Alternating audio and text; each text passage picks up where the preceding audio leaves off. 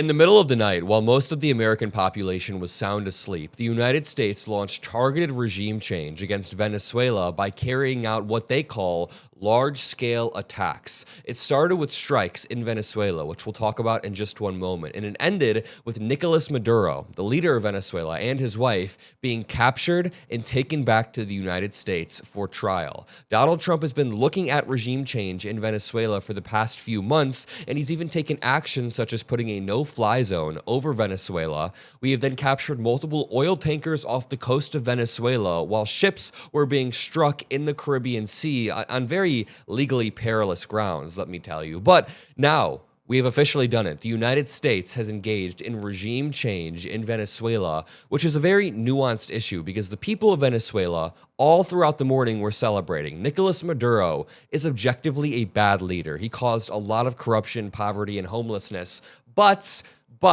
it is not for the United States to decide when and how tyrants like Nicolas Maduro fall. I mean, I'm not mad that Nicolas Maduro himself is no longer in power, but the manner in which it happens matters a lot. We are now setting the precedent, or at least continuing the precedent, that regime change coming from the United States is okay, and this puts us in very legally perilous, a lot of experts are saying illegal grounds. Experts are calling this, even if you want to say it's a good thing Maduro is gone, experts are saying this is the illegal invasion of a foreign nation for the end goal of regime change. So we'll add context and I'll give my opinion later, but let's go through all of the facts of the situation. If you appreciate the coverage on the Adam Mockler channel, make sure you drop a like to boost the video and subscribe to see more news. So it starts off, Trump launches large-scale attack on Venezuela, captures Nicolas Maduro and his wife. Selena Wang reports, sources confirmed to ABC the Army's Delta forces carried out the Maduro's capture after CIA identified his precise location. One source says Trump gave green light to capture Maduro days ago and troops were ready to strike on Christmas Day, but was delayed because of the strikes in Nigeria. Trump said on New Year's Eve that his New Year's resolution was peace on earth. One of the first things he does in 2026 is bomb Venezuela. Attorney General Pam Bondi then released a statement. I found this one to be interesting because it talks about what he's going to be charged for and where he's going to be charged in the Southern District of New York. Pam Bondi says, Nicolas Maduro and his wife, Celia Flores, have been indicted in the Southern District of New York. Nicolas Maduro has been charged with narco-terrorism conspiracy, cocaine importation conspiracy, possession of machine guns and destructive devices, and conspiracy to possess machine guns and destructive devices against the United States. They will soon face the full wrath of American justice on American soil in American courts. On behalf of the entire U.S. DOJ, I would like to thank President Trump for having the courage to demand accountability on behalf of the American people, and a huge thank you to our brave military who conducted the incredible and highly successful mission to capture these two alleged international narco traffickers. Okay, a lot to unpack there, but first of all, it's a little bit early to call this a successful operation. Listen, I can't tell you how many times regime change in and of itself has occurred. The hard part is not toppling some dictator who is in a weak position, in a vulnerable position. That's not the hard part. The hard part is the actual change in regime that the United States now apparently has to carry out.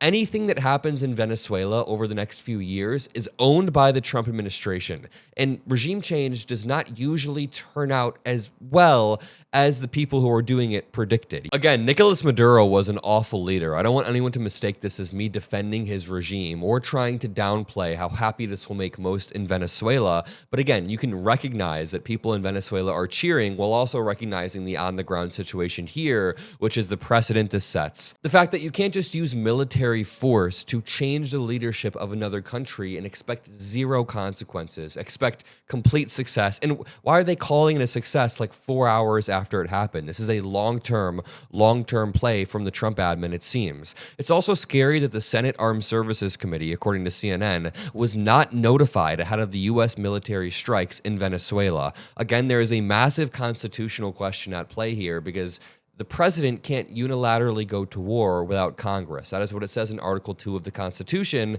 Congress has the power to actually declare war. So when Donald Trump begins to, in the middle of the night, with no constitutional authority, strike Venezuela, potentially starting a war, then it's not a good sign. Secretary Marco Rubio says Maduro is not the president of Venezuela and his regime is not the legitimate government. Maduro is the head of the Cartel de los Soles, a narco-terror organization which has taken possession of our country, and he's under indictment for pushing drugs into the United States. In the same way that Stephen Miller guides a lot of Trump's most extreme immigration policy, there are a lot of rumors and reporting that Secretary of State Marco Rubio is pushing a lot of Trump's foreign policy in South America. There's a lot of reporting that Marco Rubio is the one who kind of crafted and pushed for this entire operation, which does make sense at the end of the day. Tony Martin says, I'm seriously starting to question the credibility of the FIFA Peace Prize. I'm wondering, that didn't age too well. Mike Lee says, just got off the phone with Secretary Rubio. Now remember, Mike Lee is like an unhinged far-right MAGA guy, but he says,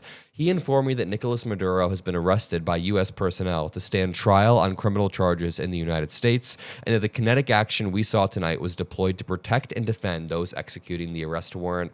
The thing is, it's really a BS excuse. Venezuela is not a huge transporter of drugs into the United States. A lot of them come through the southern border from Mexico, originating in China. Those are just the facts. Venezuela maybe is responsible for less than 1% of the fentanyl coming into the United States, and even that is questionable. I'm going to be honest, I really struggle, and in my heart of hearts, I struggle to believe that Trump actually cares about drugs coming into the United States or drug trade. I say that because he recently pardoned the former Honduran president. His name is Juan Orlando Hernandez. This person trafficked 500 tons of cocaine into the United States, then bragged about it. He bragged about how he's going to get the white stuff up the nose of the gringos. Those are his words. So I just don't fully believe that Donald Trump cares about minimizing drug trafficking when you look at his other actions and his other pardons. This post from Tulsi Gabbard is from 2019.